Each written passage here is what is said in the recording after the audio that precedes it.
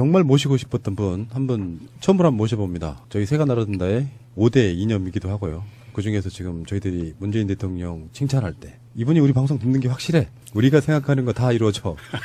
그 대표적인 분야가 저는 탈핵 분야라고 보는데요. 그 탈핵에 관련해가지고 저희들이 기존에 이제 양이원영 처장이나 김여정 위원장 이런 분들은 여러 번 나오셨지만 또 한 분의 그러니까 탈핵의 어떤 그 선두주자라고 일컬어지는 바로 그분은 사실상 지금까지 모실 기회가 없어서 못 모셨는데 드디어 이제 전형을 제가 제 앞에서 이렇게 뵙게 되는 바로 그분 좀 소개를 해드리겠습니다. 동국대 의대 위생물학과 교수시고요. 얼마 전까지 원자력 안전위원회 위원이셨고요. 김익중 교수님 나오셨습니다. 어서 오십시오. 예, 안녕하세요. 반갑습니다. 예. 반갑습니다. 직접 뵙게 되다니 영광입니다. 영광이에요. 무슨 말씀? 이 유명한 곳에 제가 오게 돼서 제가 영광이죠. 무슨 말씀을 그렇게? 여기 굉장히 순위 높은데요. 청취율도 높고. 그래서 김익중 교수, 김익중 위원 뭐 이런 식으로 탈핵 이야기 할 때마다 이렇게 언급이 됐을 거예요. 일단 뭐 현안에 들어가기 전에 그런 얘기 한번 여쭤보고 싶어요. 그러니까 원래 의대 교수시잖아요. 예. 근데 왜 탈핵에 대해 관심 갖게 되신 거예요? 일단 경주는 원전 6개 있는 동네고요. 예. 방패장도 있고. 예. 이제 그런 조건에 있었는데 양이원영이라는 아가씨가 와서 꼬셨어요. 그래서 시작이 됐습니다. 근데 한번 들어갔더니 완전히 못 빠져나오고 방패장 속에 빠진 느낌이었었죠. 몇 년간. 그러다가 후쿠시마 이후엔 이제 완전히 원전에 빠져버린 그런 상황이 된 것 같습니다. 경주는 사실 우리가 보존해야 될 문화유적 같은 느낌인데 거기에 첨단의 어떤 인간이 멀리해야 될 이런 물질을 모아두는 일종의 쓰레기장이지 않습니까? 그게. 그렇죠. 핵폐기물이 제일 많죠. 원전도 있고요. 원전도 많고. 근데 저희들이 다루다 보니까 경주는 방패장으로는 부적합하다면서요, 원래는. 적합한 곳이 우리나라에 잘 없을 거예요. 네. 그 지하수가 안 흐르는 곳이 없거든요. 네. 근데 경주 그 부지는 특별히 지하수가 많은 곳이에요. 와. 네, 그래서 굉장히 공사도 힘들었고 앞으로도 안전성이 아주 우려되는 그런 상황입니다. 그런데 그런 지역적인 걸 떠나서 제가 알고 있기에는 교수님이 후쿠시마 사고 이후에 본격적으로 팔걷어 보시셨다고 그러는데. 예, 그렇게 봐야죠. 네. 전 정말 깜짝 놀랐어요. 저런 일이 어떻게 선진국에서 자유민주주의 국가에서 그런 생각을 했고요. 그리고 한 몇 달 동안 그런 생각이 가시질 않았습니다. 일본 났는데 한국 안 날까? 계속 그 생각이 드는 거죠. 그리고 한국에서 사고 날 확률이 얼마쯤 되나 내 손으로 계산하고 싶었고 그래서 드디어 계산을 했었습니다만 그게 이제 괴담으로 취급되고 있죠. 오늘 그거 좀 물어봐 주십시오. 예. 그 괴담 이야기는요 잠시 후에 오겠습니다.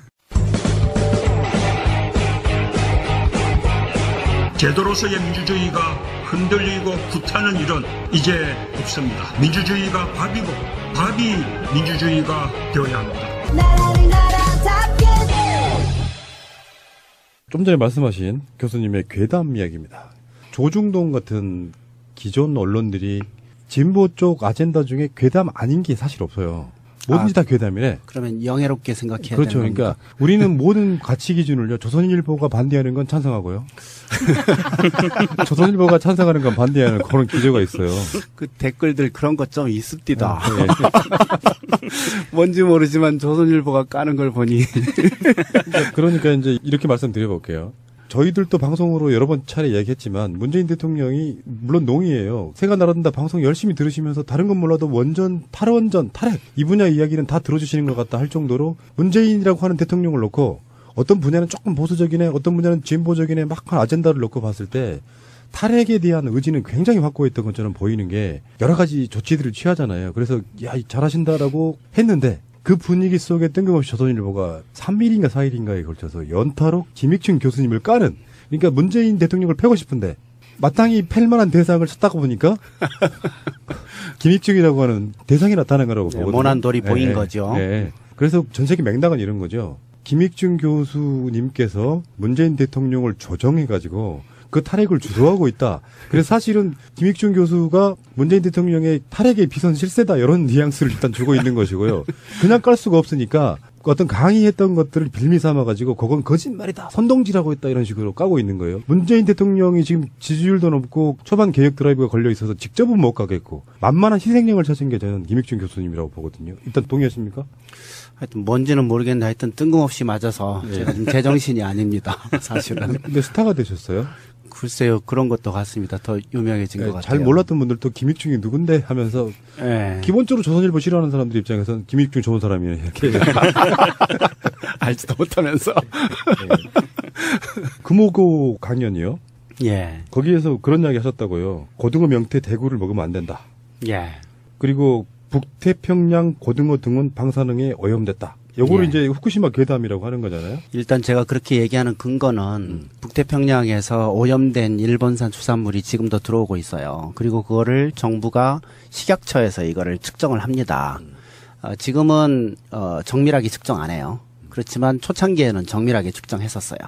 그래서 적은 양도 다 이렇게 밝혀내고 이렇게 했었는데 제가 정보 공개 요청을 해가지고 식약처로부터 받은 데이터를 보면 일본에서 들어오는 수산물이 세슘이 나오는 게 굉장히 많았었습니다. 그리고 한 번 들어올 때 수십 톤씩 들어왔고요. 그래서 그것들을 쭉 리스트를 보니까 수십 가지, 한 100여 가지의 방사능에 오염된 수산물들이 들어오고 있었어요. 그래서 그걸 다 먹지 말아야 되겠다. 이렇게 생각을 하는데 가지수가 너무 많은 겁니다. 실천이 불가능해요. 그래서 실천 가능한 그런 기준을 잡으려고 그 데이터를 계속 읽어봤더니 양을 갖고 한번 제가 따져봤어요. 그랬더니 세 가지 생선이 95% 이상이에요. 그걸 제가 알아낸 거죠. 그래서 야, 이 세 가지만 안 먹으면 95% 이상을 조심하는 셈 아니냐. 그게 바로 고등어 명태 대구. 그렇죠. 실제로도 안 드시고 계세요? 예, 안 먹고 있어요. 이게 사실 그 고등어 명태 대구 이런 종류는 바다에서 있는 물고기들 중에 먹이사슬 중에 위쪽에 위치해 있는 애들이잖아요.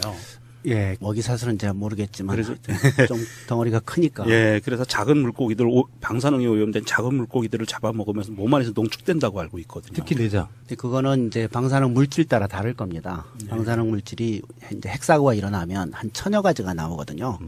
그 중에서 이제 반감기 아주 짧은 거 제외하더라도 100가지 이상이 나옵니다. 근데 그 중에 이제 우리는 세슘 요오드만 재지만 100가지 이상이 나오고 있거든요. 그러니까 그 중에는 중금속 방사능 물질도 있고 뭐 아주 가벼운 것도 있고 가스도 있고 뭐 할 거 아닙니까? 예. 그 중에서 이제 중금속은 말씀하신 대로 농축이 되겠죠. 예. 그렇지만 다른 것들은 또 체내에 아예 안 들어오는 것도 있고요. 들어와서 아예 안 나가는 것도 있고요. 천차만별입니다. 그 방사능 물질마다 다 다르죠. 핵발전소에 관한 방송을 많이 했기 때문에 우리도 귀로 들은 동량이 너무 많아가지고 사실 기준치라는 게 있지만 사실은 방사능에 대해서는 기준치가 의미가 없는 거. 일단 그렇게 우리가 알고 있고요. 예, 맞습니다. 0mm라도 들어있으면 안 먹는 게 좋은 거잖아. 그걸 왜 괴담이라고 하죠? 그렇죠. 그런데 또 근해산 수산물은 아직 안 나온다고 말씀하시는데요. 예, 지금 이제 정부도 재고 있고 시민방사능 감시센터도 지금 측정을 하고 있는데 하여튼 지금 6년 정도 됐으니까 우리 근해까지 왔을 것 같은데 예, 지금 측정한 결과를 보면 태평양산은 꾸준히 나오고 아직도 근해산은 괜찮고 그 농산물도 보면 일본산은 나오고 한국산은 안 나오고 이렇거든요. 예. 그래서 바람이 분명히 편서풍 따라서 미국 쪽으로 분 것 같다. 우리나라 토양은 괜찮다. 그리고 아직 우리나라 근해는 괜찮다. 이렇게 저는 보고 있는 거죠. 그리고 그 판단 근거는 전부 정부 자료예요. 정부가 측정한 결과 예. 가지고 제가 얘기하는 겁니다. 그럼 그래서- 뭐 지난 10년의 정보를 믿을 수가 없기 때문에 그 자료조차도 사실은 신뢰성이 많이 떨어진다고 볼 수 있잖아요. 근데 이제 나왔는데 안 나왔다고 얘기할 수는 있지만 네. 안 나온 걸 나왔다고 하진 않았겠죠. 그래서 그냥- 나온 거는 믿을 수 있는 숫자라고 저는 보는 겁니다. 프랑스 같은 경우에는 원전이 많이 있어서 근해에서 나는 미역을 우리나라처럼 출산 후에 먹는 거를 금지를 하고 있는 품목 중에 하나가 미역이에요. 예. 근데 우리나라는 굉장히 아직까지도 많이 먹고 있거든요. 예. 그 차이가 뚜렷하더라고요. 예, 예. 미역 얘기를 좀 하자면 마음이 좀 굉장히 복잡해집니다. 왜냐면 미역 양식을 하는 제 친구들이 많아서. 근데 이제 원전에서는 이제 액체 폐기물을 많이 버려요. 그리고 그게 불법이 아닙니다. 법에 허용이 돼 있어요. 그래서 지금 원전 근처에 있는 이제 바다들이 조금 오염이 돼 있는 상황이거든요. 예. 그리고 그것들은 이제 시민단체에서 측정해도 나오고 아마 정부에서 측정한 그 킨스라는 데서 매년 측정합니다. 이제 거기도 보면 나오고 있죠. 그래서 원전 근처에는 지금 바다도 오염돼 있고 공기도 오염돼 있고 땅도 오염돼 있고 이런 상태입니다. 안전하다고 이야기를 하는데 현실적으로 그 주위에 있는 공기와 땅과 바다가 오염되고 있다는 것 자체가 안전하지 않다는 반증이잖아요. 안전하다고 말하는 근거가 뭐예요? 자기들이 기준치를 넘어서지 않았다는 뜻인가요? 그렇죠. 기준치라는 게 그래서 필요한 겁니다. 기준치 이하는 괜찮다라는 논리를 펴는 거죠. 사실 우리나라 농산물은 세슘이 안 나오고 일본산은 나오기 때문에 당연히 우리나라 게 더 안전하다 이렇게 말할 수 있는 건데 기준치를 정해요. 그래서 그 기준치 이하는 안전하다 이렇게 얘기합니다. 근데 이 기준치가 너무 높아요. 사실은 의학 교과서에는 기준치 없다라고 돼 있어요. 그래서 정비례 관계가 있다고 정비례 그래프가 아예 나옵니다. 그러니까 정비례 관계면 원점에서 출발하잖아요. 0일 때만 제일 안전한 거 그렇지, 아닙니까? 그렇지. 농산물도 마찬가지잖아요. 무농약이 제일 안전하잖아요. 그다음에 친환경이고. 이참에 조선일보 본사를 월성원전 옆으로. 아, 이런 게 무책임한 거죠. 그러니까 이게 좀 큰 얼개로 한번 다시 보면 이따가 다시 이야기가 나오겠습니다만 일본 후쿠시마 사고가 준 교훈 때문에라도 한국은 또는 세계적인 추세에는 탈원전을 해야 된다 이 분위기인데 원전 확대 정책을 찬성하는 조선일보 입장에서는 불편한 거예요. 일본 이야기가 예를 들면 지금 이런 질문이거든요. 교수님이 그렇게 말씀하셨대요. 저는 잘 모르겠는데 후쿠시마 사고 2011년 3월 달에 일어난 그 사고 이후에 4년 동안 일본인 60만 명이 평소보다 더 죽었다라는 그런 말씀을 하신 적 있으세요? 예, 그거는 일본 통계청 자료에 그렇게 예. 나와요. 그래서 그 얘기를 제가 한 겁니다. 근데 조선일보는 확인한 결과 사실과 달랐다. 이건 또 무슨 거예요? 몰라요. 뭘 봤는지. 하여튼 저는 일본 정부의 통계청 네. 자료에 보면 그래프가 나오거든요. 대개 이제 선진국들이 인구가 살살살 올라가다가 딱 섰다가 살살살 내려옵니다. 좌우 대칭이에요. 근데 일본 인구는 2011년 봄부터 갑자기 내려와요. 그리고 4년간 100만 명이 갑자기 줄어요. 거의 직선으로 내려옵니다. 그리고 이 그래프 밑에 일본 정부가 좀 설명을 해놓는데 100만 명이 줄었다라는 것에 대한 설명이 좀 있어요. 그 인구 줄려면 세 가지입니다. 많이 죽거나 덜 태어나거나 이민 나가거나 셋 중 하나입니다. 그래서 죽은 사람 증가분이 60만 명, 덜 태어난 사람 감소분이 30만 명, 그리고 10만 명이 이민 들어온 사람보다 나간 사람이 많았다. 이렇게 설명하고 있거든요. 그래서 일본 정부 자료를 제가 얘기한 거예요. 그 세 괴담이라면 일본 정부가 괴담을 한 거죠. 그 세 가지 모두 사실은 그 인구 문제에서는 굉장히 심각한 문제들이네요. 굉장히 심각한 문제예요. 그래서 저는 적어도 일본 정부가 이 원인을 캐야 돼요. 그리고 설명을 해야 됩니다. 예를 들어서 지금 후쿠시마 핵사고 난 다음에 몇 명 죽었는지 혹시 아세요? 그 핵사고 때문에 죽은 사람 수 아세요? 데이터가 안 나오고. 모르죠. 왜? 정부가 조사 안 하니까.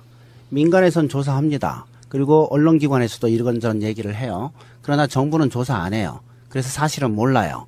근데 아베 총리는 없다라고 얘기하죠. 우리가 방송을 했던 아주 적확한 표현은 뭐냐면 일본은 버린 땅이 됐어. 그 버린 땅이 된 거를 세계 만방에 알리면 일단 물건도 안 팔리고 관광객도 안 들어와요. 그러니까 일본 입장에서는 숨길 수밖에 없는 자료라고 생각이 드는데 요거를 조선일보가 쉴드 쳐주고 있는 거야. 사실은 조선일보가 그런 방식으로 해서 자기들의 이익 또는 자기들 집단의 이익을 위해서 일본을 지금 보호하고 있는 형국인 거예요.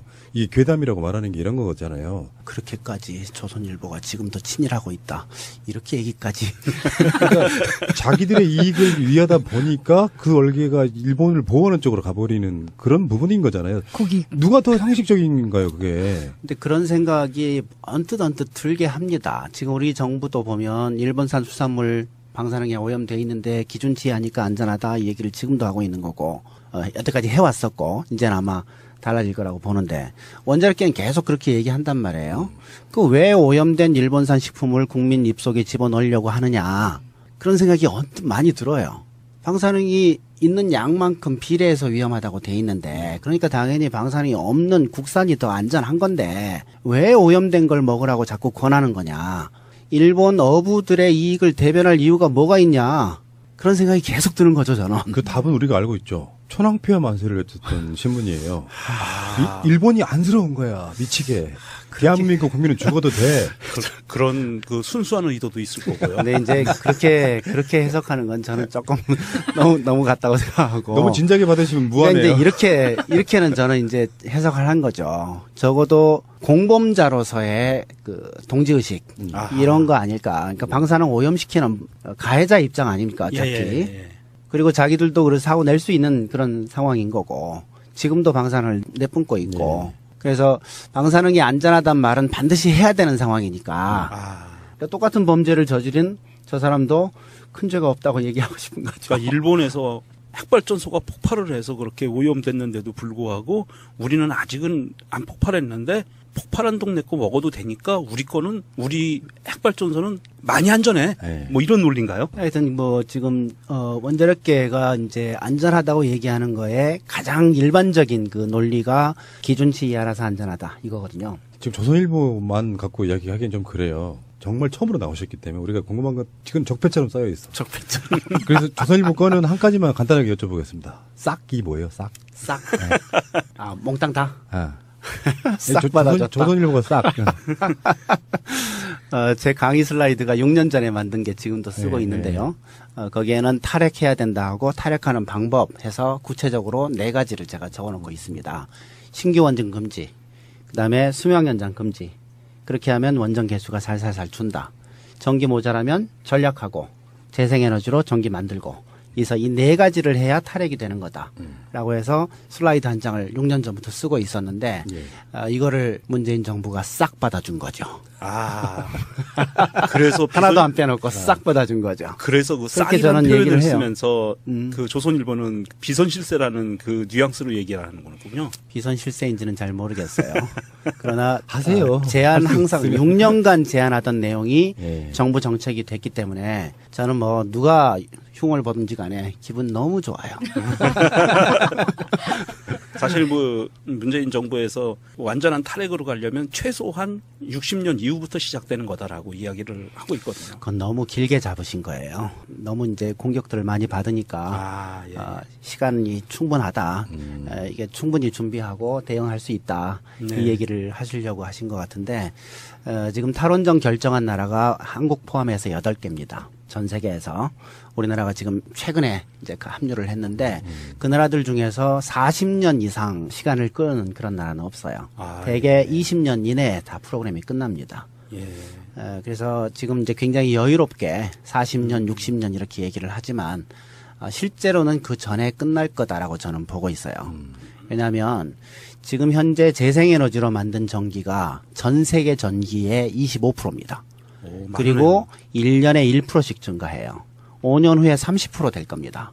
그리고 20년 내로 50% 넘어가요. 분명합니다. 그리고 그 후에 20년 내로 거의 100% 육박할 겁니다. 재생에너지의 지금 성장 속도는 아무도 못 말려요. 그래서 석탄, 석유, 가스, 우라늄 다 필요 없어요. 그렇게 갈 겁니다.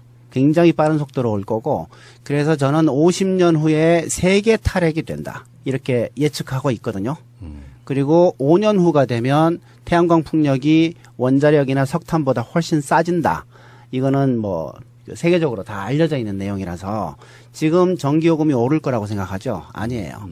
재생에너지 때문에 낮아집니다. 더 싸져요. 그래서 지금 선진국에서는 수십 년 전부터 이 재생에너지가 더 싸다라고 평가하고 있고, 그리고 우리나라에서는 좀 비싼데 우리나라의 특수성 때문에 그렇습니다. 태양광 올리려면 땅 필요하죠. 땅값이 비싸요. 빌딩 같은데 창문으로 그렇죠. 만들고. 그러니까 땅값이 안 드는 곳에 우선 설치를 좀 해야죠. 그리고 나중에는 좀 땅값이 드는 곳에도 좀 설치를 하고 이렇게 하면 될 텐데 굉장히 빠른 속도로 증가할 거고, 그리고 지금 얘기 안 해도 된다. 5년 지난 다음에 다음 정권이 되고 그다음에 재생에너지 커가는 걸 국민들이 보면 야, 이게 이렇게 대안이 되는 거였구나 라고 느끼는 날이 올 거예요.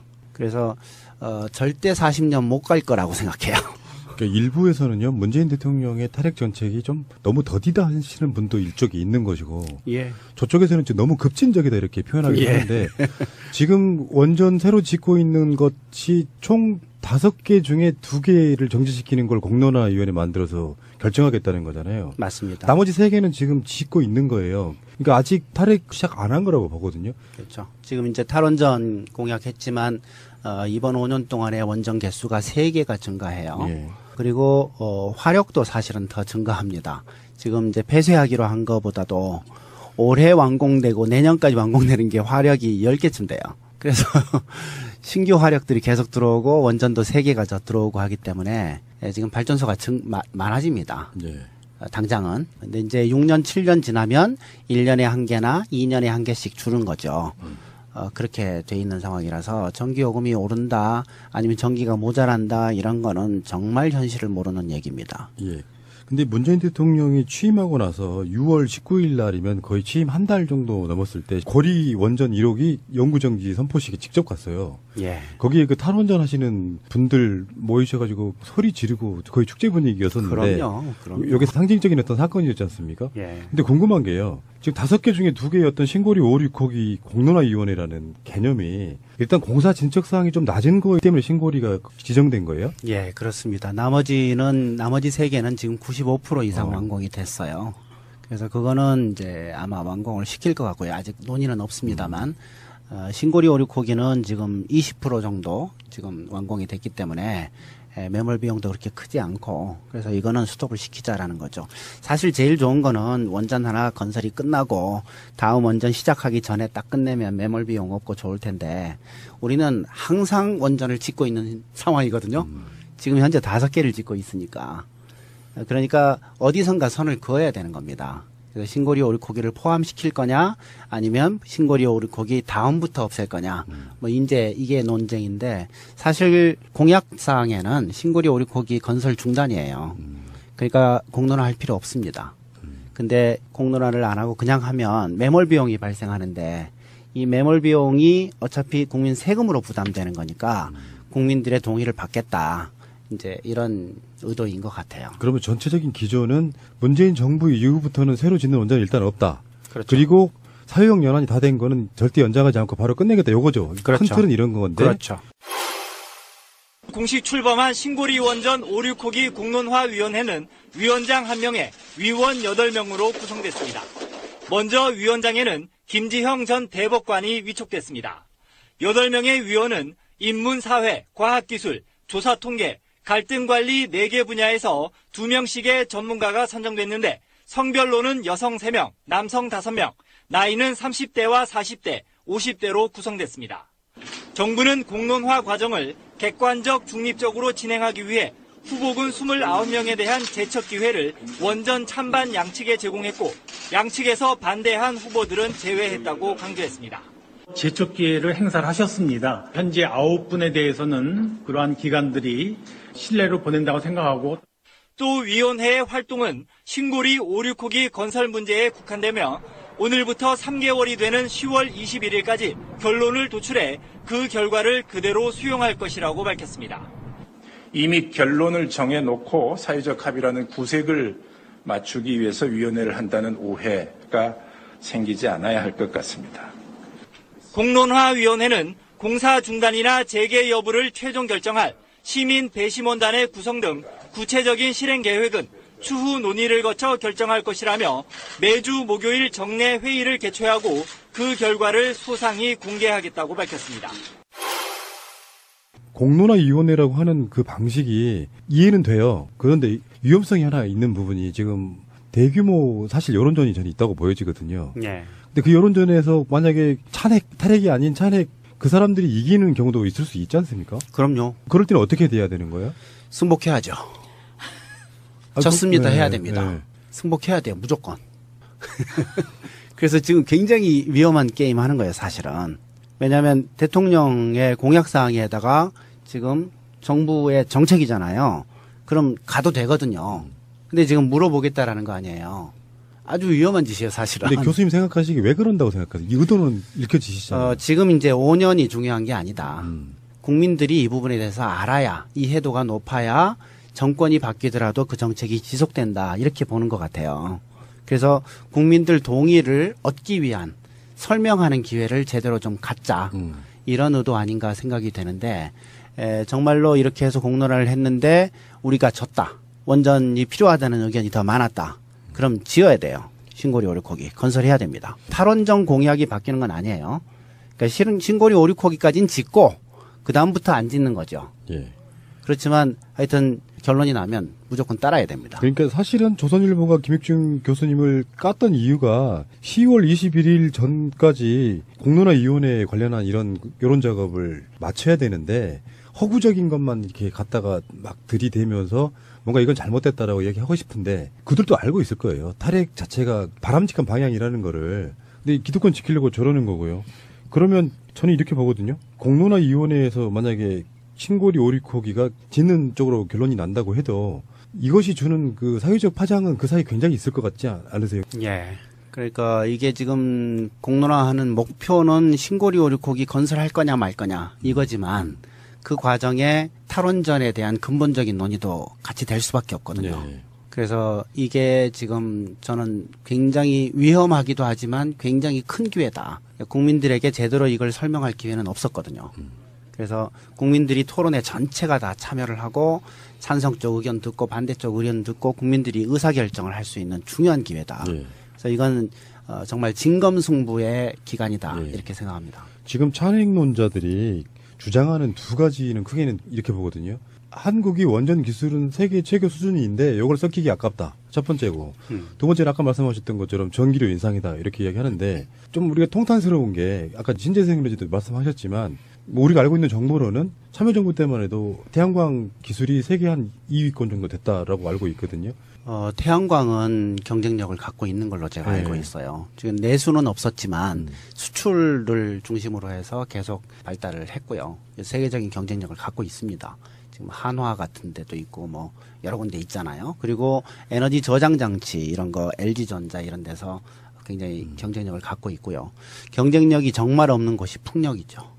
풍력은 우리나라가 회사가 잘 없어요. 작은 거밖에 없고 전 세계적으로 경쟁력이 잘 없습니다. 그래서 태양광은 지금 기술도 그렇고 뭐 충분한 여건이 되고 큰 규모가 아니라도 투자할 수 있기 때문에 개인도 할 수 있고 그래서 저는 급속하게 많아질 수 있다고 봐요. 근데 풍력은 얘기가 다릅니다. 우리나라는 지금 그 육상 풍력은 별로 유리하지가 않은 상황이고요. 해상 풍력 해야 되거든요.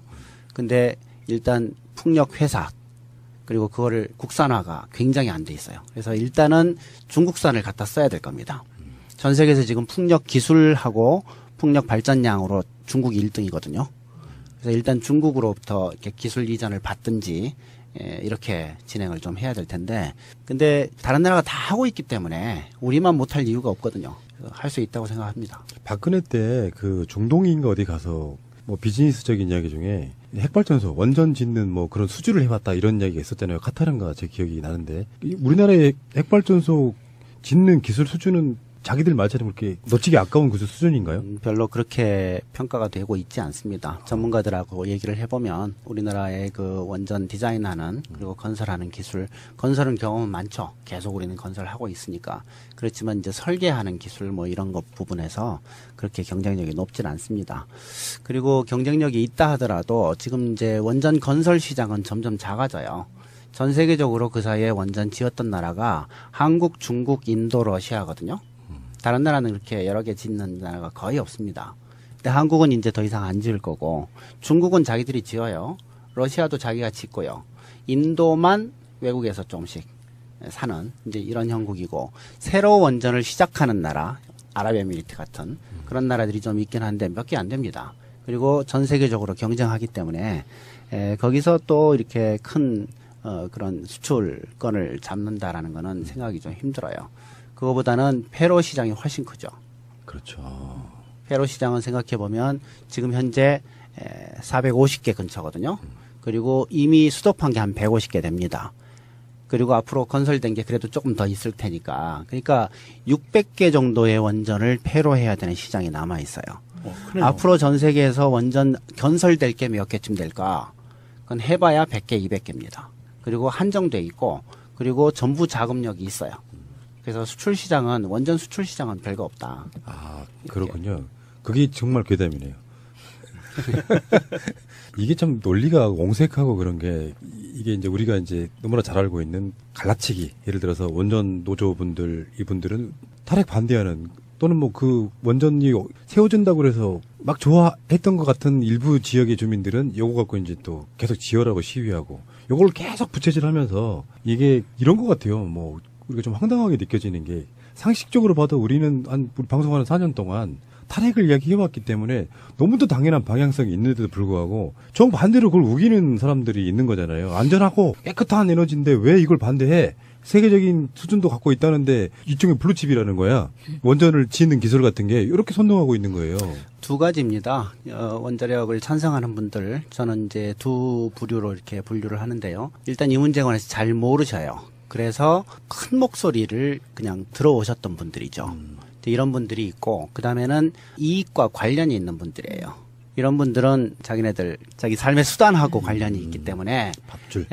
그래서 이익과 관련된 분들은 그렇게 하고 있는 거죠. 지금 이제 이 문제에 관해서 깊이 생각해보지 경험이 없는 분들, 그 사이에 이제 그냥 홍보 크게 했던 그 홍보만 들어왔던 분들은 막연히 원전이 지금 대안이 없지 않냐 이렇게 생각하는 분들은 얼마든지 설득 가능할 거다 이렇게 생각합니다. 제일 중요한 게 대안이 있다는 것만 보여주면요, 아 그렇구나 하고 바로 그렇다면 굳이 위험한 원전할 필요 없지 않냐 이렇게 금방 갑니다.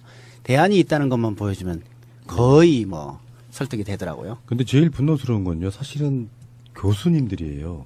김익준 교수님 같은 분들 빼고 무려 417명의 교수들이 이렇게 이야기했어요. 값싼 전기를 통해서 국민에게 보편적 전력 복지를 제공해온 원자력 산업을 말살시킬 탈원전 정책의 졸속 추진을 즉각 중단해야 된다. 뭔 말이야 이게? 원자력이 이제 석탄 화력과 함께 우리 경제 성장에 큰 역할을 했다. 이거는 인정해줘야 됩니다. 사실입니다. 그거는 굉장히 싼 값에 여태까지 전력 공급을 해왔고, 그것 때문에 산업 생산이 커질 수 있었다. 이거는 분명한 사실이니까요. 그래서 그거는 인정해주되, 이제 시대가 바뀌었다. 원자력보다 훨씬 안전하고 값싸고 그리고 친환경적인 방식이 지금 세계적으로 유행을 하고 있으니 우리도 그쪽에 좀 눈을 돌려보자, 이런 얘기를 할 수 있는 거죠. 다시 조선일보에 대해서 문득 생각난 게 있어요.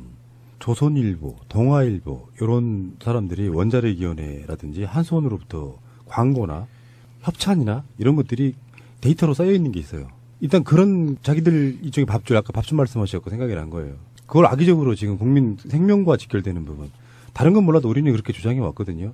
정말 안전하다고 할지라도 이것은 사고 한 번 나면 끝인 분야이기 때문에 신중해야 되고, 안 지을 수 있다면 안 지으는 것이 우리 후손들을 위해서라도 좋은 건데 이런 방식을 하고 있는 거고요. 그러면 이제 아까 말씀하신 것처럼 전기요금이 오른다는 주장에 대한 이야기를 한번 해봐야 될 것 같아요. 원전 기술은 이제 세계적인가 정도로 답이 나오셨어요. 확신은 못하겠다 이런 느낌인데, 급격하게 확 줄이는 것도 아니고 점차적으로 줄이는 거라, 저번에 나오신 양 위원장님 같은 경우는 사실상 원전을 다 꺼도 그렇게 전력이 부족한 상태는 아니다라고까지 얘기하고 있거든요. 어떻게 보십니까? 예, 그건 사실이니까요. 지금 이제 평소 상태, 피크가 오는 그런 상태가 아닌 경우, 봄이나 가을이나 이런 데 경우를 보면 우리나라가 원전 100개 분량 정도를 대개 지금 하고 있거든요. 그래서 원전 한 개가 1기가로 이렇게 계산하니까 100기가 정도의 지금 발전소가 있어요. 근데 60기가 정도 씁니다. 그러니까 원전 40개 분량 정도가 전기가 평소에 남아요. 근데 여름하고 겨울에 피크가 발생합니다. 전기가 많이 사용되는. 그때도 20% 정도가 남아요. 원전 20개 정도가. 그래서 이제 이거는 안전 확보를 위해서 일부는 남겨놔야 됩니다. 이런 상황이긴 한데, 그래서 그 피크 관리하는 그 기술들이 또 있어요.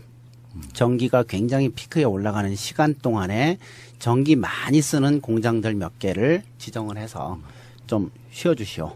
그 대신에 정부가 이만큼 돈을 주겠소. 이게 이제 그 수요 관리인데요. 그거 지금 하고 있습니다. 이제 그런 방식을 조금 도입해서 기술적으로 관리하면 사실 원전 절반 정도는 오늘 밤에 꺼도 문제 안 됩니다. 또 계단 퍼뜨리시네? 조선일보 듣고 있을 수도 있어, 진짜로. 타이틀에 김익준 걸리면 분명히 들을 거예요. 근데 그렇게 하면 이제 투자했던 그 돈들 회수하는 거 뭐 해서 경제적인 문제, 그리고 여러 가지 사회적인 문제 이런 게 발생하죠. 산업용 전기가 너무 싸다는 것 때문에 누진제 폐지 이야기 나왔었잖아요. 전기를 많이 쓸수록 오히려 더 사실상 이익에 가까운 형태의 제도가 있으니까 막 틀고 공장에 에어컨을 100개 돌릴 거 200개 돌리고 뭐 이런 방식으로 갈 수 있다는 부분도 조금만 더 디테일하게 가면 아까 말씀하신 거랑 연동 지어가지고 보조금을 주지 않더라도 어느 정도 피크를 좀 이렇게 분산시켜줄 수 있는 거잖아요. 예, 그런 그 방법이 지금 현재 쓰고 있고 네. 그 방법을 지금 이용하면 충분히 수요 관리는 가능합니다. 하여튼 지금 전기가 모자란다는 얘기는 택도 없는 얘기예요. 그건 지금 발전소들이 너무 많이 지어졌고, 그리고 앞으로도 3개의 원전 아니면 5개의 원전이 더 지어지고 화력 발전소도 10개 넘게 지어집니다. 신규가. 그래서 여유가 더 생길 거예요. 예, 그래서 전기 모자라다는 얘기는 이제 설득력이 없는 거고, 이제 경제성 문제는 계속해서 논란이 되긴 하겠죠. 원자력이 경제적이다라고 여태까지 평가가 돼 왔지만 그것도 사실은 그렇지가 않다라고 생각이 되는 거죠. 폐기 비용까지 생각하면 그렇죠. 정말 높은 것이고. 그렇죠. 그런 부분이 지금 반영이 됐다라고 얘기를 합니다. 근데 어느 정도 얼마만큼 반영이 됐냐. 이게 이제 의문인 거죠. 사실 고준위 방패장은 만들 기술이 없어요. 그래서 얼마가 들지 몰라요. 근데 그 비용이 어쨌거나 계산이 돼서 원전 전체 경제성 평가에 들어간단 말이에요. 그럼 그게 정확할 리가 없는 거죠. 10만 년간 이거를 보관을 해야 돼요. 그 비용을 어떻게 산정을 해요? 그래서 지금 원전의 경제성에 대한 그런 그 자료 같은 것도 투명하게 잘 공개가 안 되고 있다는 문제도 지적이 되고 있고, 그래서 아마 이런 부분은 이제 이번 정권에서 정확하게 공개가 되지 않겠냐 예. 이렇게 기대합니다. 얼마 전에 국회에 신임 백운규 산업자원부 장관 이분이 자유한국당이나 국민의당 의원들로부터 질타를 받는데 마치 그 자리에 김육준 교수님 앉아 계신 것 같은 느낌이었어요. 제가 왜요? 그러니까 거기서 그런 얘기가 나오거든요. 계단 퍼뜨린다는 그런 뉘앙스로 이야기를 해요. 아, 너무하죠, 사실. 네. 근데 이제 신임 장관께서 이제 막 돼서 조금 이렇게 어리둥절한 그런 상황일지 모르겠는데 조금 지나면 정신 차릴 거고요. 예. 그리고 아마 흔들리지 않게 예. 정책 추진하지 않겠나 기대합니다. 탈핵에 대한 부분은 방송으로 수도시 말을 똑같은 말도 반복했던 이유 중에 하나가 많은 분들이 사실상 관심이 별로 없는 분야 중에 하나였어요. 예. 그러니까 여러 번 반복을 해야 그중에 일부가 조금 더 늘어나는 수준으로. 예. 사실 세가 나른다 청취자분들은 탈핵에 대해서는 100% 다 동감하시는 분들이세요. 이게 사고가 당장 안 났기 때문에 안전하다고 말할 수 없는, 더 이상 사고가 나면 안 되는, 근데 사고가 실제로 나왔단 말이에요. 그렇죠. 체르노빌도 마찬가지지만 후쿠시마도 마찬가지고 우리나라는 그렇게 만들면 안 되잖아요. 버린 땅 돼버리면 안 되잖아요. 거기에 대해서 정말 우리나라 사람들 중에 특히 이제 이런 그 흔히 말해서 보수 세력이라고 불리는 분들 중에는 이런 분들이 계시다는 거예요. 미래에 대한 생각은 없어. 싸고 이런 것만 따지는 거지 사람의 생명에 대한 경각심 하나도 없는 상태. 제가 9살짜리 딸이 하나 있습니다. 오늘 아침에도요 생선 먹이는 문제로 약간 좀 투닥투닥 했는데, 먹이면 좋죠. 깨끗하면은. 근데 이제 보통 이제 생선이 아까 말씀하신 고등어, 명태 이런 크기 정도의 가장 방사능이 많이 누적되어 있을 가능성이 높은 생선은 안 먹이는 게 좋다라고 이야기를 하면 못 알아먹어요. 사람들이. 제 주위에 있는 사람들이. 근데 실제로요. 제가 하는 말이 맞는지만 좀 알려주세요. 방사능이 제일 위험한 거는 태아인 뱃속에 있을 때. 그러면서 점점 나이를 먹어가면 특히 딸 같은 경우는 성징기가 지나고 생리를 시작하고 하는 그 완전한 어른체가 되기 전까지는 계속해서 세포 분열하고 성장할 거 아니에요. 그 사이에 방사능이 몸 자체를 왜곡시킬 수 있다는 거잖아요. 그냥 교과서에 나온 얘기를 좀 요약을 하면 어릴수록 방사능에 민감합니다. 세포 분열 속도에 의해서 방사능 민감도가 결정이 돼요. 그래서 30세 성인에 비해서 1살 미만짜리 젖먹이가 20배 민감한 걸로 돼 있어요. 차이가 많이 납니다. 그 대신에 노인이 되면 세포 분열을 거의 안 해요. 그래서 60이 넘으면 웬만한 방사능에는 끄떡도 하지 않는다. 이렇게 생각하시면 됩니다. 빨리 나이 먹자. 네. 그런데 이 1살 미만짜리 젖먹이보다 더 민감한 놈이 태아예요. 세포 분열 속도가 더 빠릅니다. 그래서 그렇게 그냥 알고 계시면 될 것 같아요. 그래서 성장기에 있는 사람들은 특별히 좀 신경을 써서 조심할 필요가 있는 거고, 60 넘은 사람들은 크게 신경 쓸 거 없다. 우리나라 상황 같으면 그렇게 생각하고 있습니다. 그러니까 육아를 담당하는 뭐 아빠든 엄마든 좀 그 부분을 굉장히 디테일하게 봐야 돼요. 그러니까 당장 먹였는데 안 아파. 그건 의미가 없는 거잖아요. 계속 누적돼서 쌓이는 그 방사능 자체는 평상시 때 조금씩 조심해야 누적되는 걸 줄일 수 있는 건데도 불구하고 그것들이 다 사실 알고 보면은 원전과 밀접한 연관이 있다는 거니까 이 부분에 대해서는 경각심 가지셔야 되고요. 당연한 거를 왜 반대하는 건지 난 그건 이해를 못 하겠어요. 하여튼 그 방사능 문제가 결국 원전 안전 문제의 핵심적인 평가 기준이더라고요. 그러니까 원자력 안전을 평가할 때 예를 들어서 원전에서 몇 미터까지는 사람이 살지 못하도록 결정하잖아요. 이제 이런 거를 결정할 때 그 몇 미터를 어떻게 계산하냐 뭐 이런 식이죠. 그런 게 다 피폭량으로 계산해요. 의학적으로 평가를 해요. 그래서 그 숫자를 가지고 안전성 여부를 결정하거든요. 그러니까 모든 데에 다 기준치가 있어요. 토양 오염도 기준치가 있고 해양 오염도 기준치가 있고 먹을 거에도 기준치가 있고 그다음에 원전과의 거리 여기서도 기준치가 있고 모든 게 다 피폭량으로 기준치를 정합니다. 그래서 이 기준치는 절대로 의학적인 안전 기준치가 아니에요. 그냥 관리 기준치입니다. 그리고 이 기준치의 의미는 정부의 의무 한도를 표시하는 숫자예요. 정부는 이 기준치 이상 오염된 음식이 유통되지 않도록 관리해야 될 의무가 있어요. 그런데 이거는 의학적 안전 기준치가 아니기 때문에 나라마다 천차만별이에요. 음식 기준치는요, 10배 이상 차이 나요, 나라별로.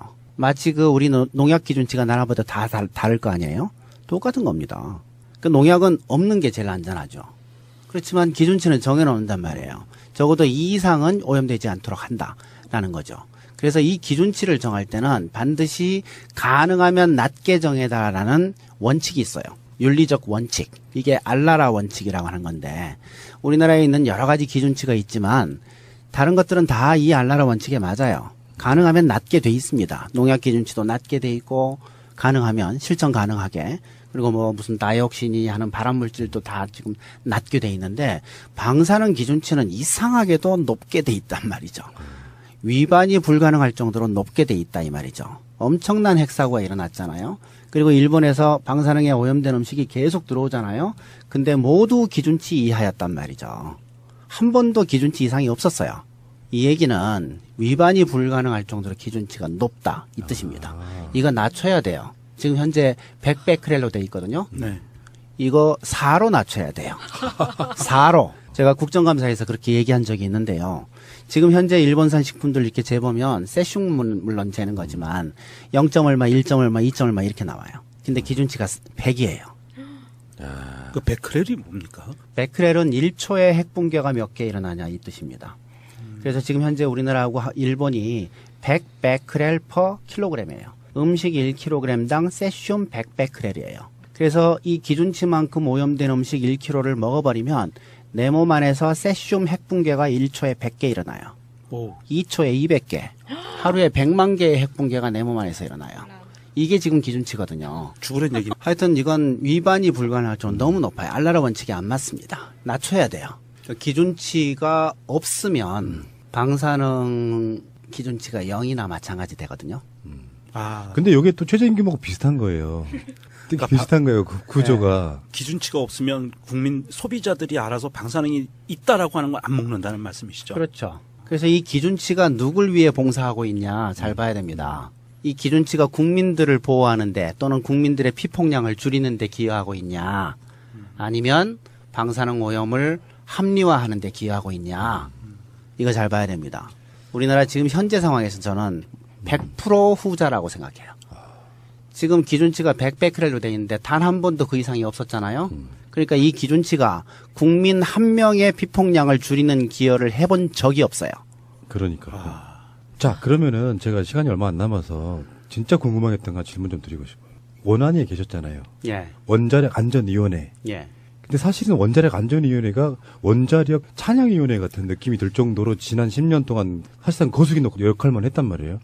근데 그 안에 계셨던 분 입장에서 보면 정말 자괴감 같은 게 많이 드셨을 것 같아요. 지금 현재 정권이 바뀌었으니까 현재까지의 원안위 그리고 앞으로 문재인 정부에서의 원안위에 대한 그림 좀 그려주시면 안 될까요? 좀 아픈 부분인데요. 저는 이제 제가 원안위 위원하고 있는 동안에 월성 1호기 수명 연장이 결정됐어요. 그리고 경주 방패장 운영 허가가 결정이 됐어요. 그리고 신고리 5,6호기 건설 허가가 결정이 됐어요. 저는 이제 끝까지 반대를 했지만 원자력이 위험하다, 원자력에 반대하는 그런 입장을 가진 사람이 야당 추천위원 2명밖에 없었기 때문에, 그리고 의사결정은 다수결로 해요. 그러니까 7대2로 항상 졌었죠. 그래서 정말 고통스러운 그 과거가 이렇게 생각이 나는데, 한 가지만 좀 말씀드리면 원자력 안전위원회가 만들어진 이후에 안건 중에서 부결된 안건이 한 건도 없어요. 정말 찬양이네요. 사무처한테 물어보면 가결될 만큼 충분히 논의한 후에 올렸기 때문에 모두 가결됐다, 이렇게 설명을 합니다만, 저는 좀 동의하기 힘들고요. 그래서 진짜 원자력 안전을 좀 보려면 지금 이제 원자력 진흥 쪽하고의 손을 끊어야 되고요. 그리고 정말 객관적으로 원자력 안전을 우려하는 마음으로 보는 사람들로 위원이 돼 있어야 돼요. 근데 지금 그렇지 않게 돼 있죠. 사실 이제 원안위 위원은 다양한 출신들이 들어오도록 법에 돼 있습니다. 그러니까 뭐 인문학 하는 분 또는 뭐 종교인 뭐 이렇게 이런 각종 그 분야 여러 가지 분야에 있는 사람들이 좀 오도록 그렇게 법에 돼 있는데 원자력 전문가가 대부분이에요. 전부 원자력 전문가들입니다. 거의 대부분. 그래서 구성 자체부터 좀 불법이고요. 그래서 좀 바꿔야 됩니다. 그래서 그 적어도 그 원자력계의 이익을 공유한 적이 있는 사람은 안 된다. 예. 그렇게 생각합니다. 우리 방송으로도 그런 그 이혼에 대한 비토 같은 내용 되게 많이 나갔었거든요. 네.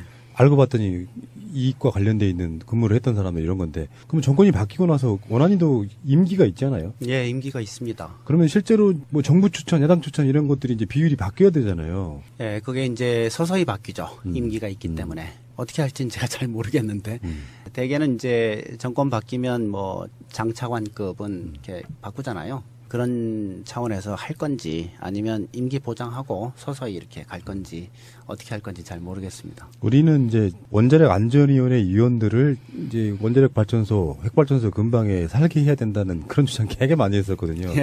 실제로 그런 경우 있잖아요. 자기들이 살 지역이 아닌 상태로 원자력 발전소의 수명을 연장한다든지 이런 것들을 자기들이 결정하는 과정을 보고 있으면 너무 무책임하다는 생각이 드는데, 반대론자로서 현장에서 표결하고 이러시면 거의 그것 때문에 한 수명이 한 5년 정도 줄으셨을 것 같은 느낌이 들어요.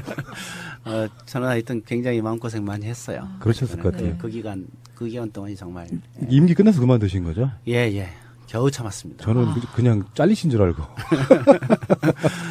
찬성도 많이 했어요. 네. 찬성할 만한 안건들도 네. 많이 있었는데, 하여튼 그 중요한 그런 안건들, 정말 반대했어야 될 안건들이 전부 예. 통과가 돼서 마음고생 많이 했죠. 그럼 원자력 일종의 업계라면 업계지, 그쪽 분야에 계시면서 지금 탈핵에 있어가지고 가장 중요한 키가 그 수년간 생각해 보시다 보면 그 어떤 흐름을 잡고 계시잖아요. 뭐라고 생각하세요? 국민 인식이죠. 원자력 홍보. 국민들이 이 문제에 대해서 어떻게 생각하냐. 이게 제일 중요하다고 생각해요. 제가 이제 탈핵 강의를 사실 1000번 이상 했고, 한 번 할 때 50명씩 들었다고 치면 5만 명이 들었단 말이에요. 근데 우리 국민이 5천만 명이란 말이죠. 굉장히 절망적인 거예요, 사실은. 그러니까 이런 팟캐스트 같은 데서 얘기를 하면 굉장히 많은 사람이 듣지만 오늘 정말 중요한 날이에요. 그래서 국민이 이거를 어떻게 생각하냐. 이게 제일 중요한 부분이거든요. 결국은 이거 민주주의로 가는 거니까. 국민들의 의사대로 의사결정이 되는 거니까. 공론화위원회도 굉장히 중요하지만 이 탈핵에 관한 신문 기사가 올라오면요, 그 댓글이 정말 엉망진창이 돼요. 그 댓글창이. 예. 보면은 자한당이나 조중동의 기조가 동일하기 때문에 혹 다체적인 댓글단을 운영하는 게 아닌가라는 의심이 들 정도로. 네. 그런데 지금 오늘 말씀하시는 걸 보면은 그 핵 마피아라는 사람들은 기득권이나 돈에 관련이 있는 사람들이잖아요. 그래서 그걸 계속 그런 똑같은 기조로 댓글을 단단 말이에요. 말도 안 된다. 그런데 이제 우리는 거기에 대해서 트위터 같은 데서 보면요, 여기 댓글 지원 좀 해주세요 라고 말씀하시는 분들이 있어요. 탈핵 같은 기사에. 보면은 이제는 건설 시장보다 폐로 시장이 더 크니까 사양 산업이다. 이걸로 밀어붙이면서 전기세는 오르지 않는다. 대안은 있다. 이런 식으로 얘기를 하면 조금 더 오늘 방송에서 정리된 걸 가지고 밀어붙일 수 있지 않을까 하는 생각이 드네요. 그러니까 공론화위원회 싸움이 사실은 중요하죠. 네. 엄청 중요해졌죠. 전기 요금에 관해서는 이제 지금 오르냐 마냐 이거 가지고 지금 논쟁이 되는데 전 조금 복잡한 생각을 해요. 이 둘 중 하나가 아니고 지금 사실 아까 얘기한 것처럼 앞으로 5년 동안은 발전소가 늘어요. 원전도 늘고 화력도 늡니다. 그래서 이 사이에 전기 요금이 오를 요인은 없어요. 그렇지만 전기 요금은 올려야 된다고 저는 보는 거예요. 왜냐하면 수요 관리를 위해서. 지금 현재 우리나라 전기 요금이 중국보다 더 싸요. 산업용은. 그리고 일본보다 절반밖에 안 돼요. 이러다 보니까 외국에서 전기 많이 쓰는 설치 산업들이 한국에 막 들어오는 이런 상황이 되는 겁니다. 이거 수요 관리하는데 아주 쥐약이에요. 그래서 적어도 국제 경쟁력 정도를 갖는 산업용 전기요금은 돼야 된다. 중국보다는 좀 비싸야 된다. 이렇게 저는 보는 거죠. 꼭 그럴 필요는 지금은 없지만 수요 관리 차원에서. 수요 관리가 안 되면 탈원전이 불가능해집니다. 막 쓰니까. 왜냐하면 수요가 계속 증가하잖아요. 그러면 태양광 풍력으로 전기 생산이 증가해도 못 따라갑니다. 밑빠진 독에 물 붓기예요. 그래서 탈원전이 성공하냐 마냐는 전기 수요가 늘질 않아야 돼요. 지금 유럽에서 그리고 미국에서 그리고 다른 이제 선진국들에서 탈원전을 지금 하고 있잖아요. 원전이 줄고 있는 나라들은 반드시 화력도 같이 줄어요. 항상 그래요. 우리나라는 원전이 늘지만 화력도 같이 늡니다. 그래서 원전 느는 나라는 화력도 같이 늘고 원전 주는 나라는 화력도 같이 줄어요. 왜냐하면 이 두 개가 경쟁 관계에 있는 게 아닙니다. 수요 관리가 되고 그 상황에서 재생 가능이 늘잖아요. 그러면 재생 에너지가 고스란히 남아요. 설치한 만큼. 남으면 원전 꺼요. 또 남으면 화력 꺼요. 또 남으면 원전 끄고 돌아가면서 끄는 겁니다. 그래서 선진국에서 원전이 계속 줄면서 화력도 줄었던 겁니다. 그래서 이 탈원전 하려면 원전을 줄여야 되는데 원전 주는 나라들은 모두 화력도 같이 준단 말이에요. 그게 되려면 무조건 전기 수요가 증가하질 않아야 돼요. 근데 지금 우리는 가파르게 증가하고 있어요. 그래서 수요 관리 차원에서 전기 요금을 올려야 된다. 근데 가정용은 올릴 필요 없다. 왜냐하면 가정용은 지난 한 20년 동안 전기 수요 증가하지 않았습니다. 우리는 옛날보다 전기를 더 많이 쓰는 것 같잖아요. 그렇지만 실제로 쓰는 전기 양은 적었어요. 늘질 않았어요. 왜 그러냐면 가전 제품들이 열 효율이 좋아진 겁니다. 그래서 전기를 실제로 많이 안 써요. 이런 이제 에너지 효율화 사업이 꾸준히 진행이 돼 왔었어요. 근데 산업용하고 일반용 이런 데는 그런 일을 잘 안 했던 거죠. 계속 수요가 증가하고 있는 중이죠. 그리고 가정용보다 싸고요. 그렇죠? 그렇죠. 네. 더 싸고. 그래서 수요 관리가 안 됐던 거라서 전력 수요가 되냐 마냐 뭐 전기 요금이 뭐 이런 차원의 경제성 문제가 아니고 수요 관리 차원에서 산업용하고 일반용 이거는 올릴 필요가 있어요. 그래서 더 이상 전력 수요가 증가하지 않도록 하고 에너지 효율화에 그 기업들이 투자하도록 그렇게 해야 됩니다. 교수님, 평소 궁금했던 거 하나 여쭤볼게요. 이명박이 대통령이 되고 나서 제가 체감적으로 느꼈던 것도 그런 건데 기존에 석유 같은 걸 쓰는 여러 가지 예를 들면 뭐 어디 동네 가게에 갔더니 놔져 있던 난로. 근데 그게 전기 난로로 대체된 거예요. 그러니까 실제로 전기를 쓰게끔 만드는 정책으로 어떤 전환을 했다라고 저는 느끼는 부분이 있거든요. 맞아요. 네. 그 부분입니다. 그게 이제 굉장히 중요한 부분인데 그걸 전기화라고 부르더라고요. 그러니까 다른 에너지를 쓰던 걸 전기로 바꾸는 거지. 이런 거가 가능했던 이유가 전기 요금이 너무 싸서 그런 거예요. 일부러 그렇게 유도했다는 설. 그렇게 오해할 수도 있을 네. 정도였죠. 실제로 그랬는지는 모르겠지만. 그래서 사실은 이제 그 얘기를 하고 싶은 거 아니에요? 혹시 이명박 대통령이 원자력과 이익 관계가 있는 사람이다. 이 얘기 하고 싶으신 거 아닌지 어쩌면 모르겠는데. 그게 궁극적으로는. 저도 의심하고 있어요. 네. 사실 이명박 대통령은 현대건설 사장, 회장 했었잖아요. 근데 우리나라 원전의 대부분을 이 회사가 맞아요. 다 지었단 말이죠. 그러니까 굉장히 그 이익 관계상 아주 밀접한 관계에 있던 사람이죠. 그러니까 핵산업계의 핵심 인물 이렇게 봐야 되겠죠. 숨은 비선실세는 이명박이었네. 어쨌건 김익중 교수님과 함께하는 시간인데요. 이 방송만 한번 제대로 들어도 그게 저쪽에 거짓 선동은 저쪽이구나. 괴담 이런 게 아니라 상식적으로도 그렇잖아요. 몸에 해로운 건 맞아요. 지금은 한비던전으로 불리우는 영광. 저희 고향에 가깝고 그래서 신비님도 그런 얘기 하셨잖아요. 원전 주변에는 태어나는 기형아 분들이 많아요. 저번에 견도 아빠. 그런 경우들이 되게 많잖아요. 가깝게만 살아도 안 좋은 영향을 끼친다는 건 사실이잖아요. 안전하다고 말하지만 안전한 게 아니잖아요. 앞으로 원전은 짓지 말라고 샘플로 보여준 게 후쿠시마 사고라고 저는 보는 거거든요. 이걸 보고도 또 지어 그건 죄악이다.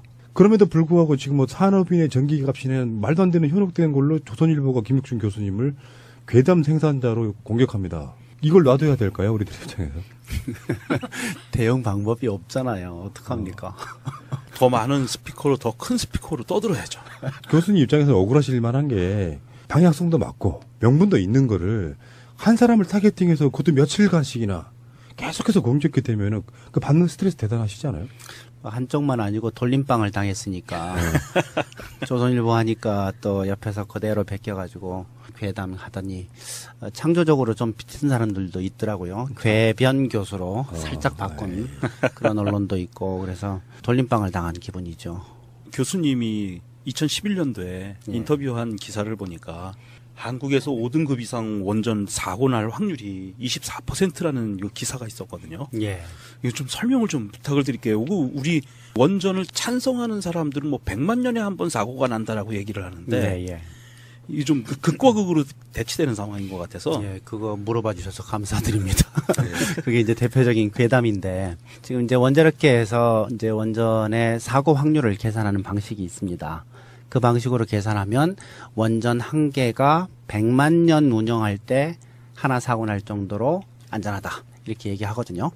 그러니까 원전 한 개가 100만 년이니까 전 세계에서 원전이 지금 450개 정도 되기 때문에 100만 년을 450으로 나누면 전 세계에서 2200년 만에 한 개씩 터지는 그런 확률이다. 이렇게 계산이 되는 거거든요.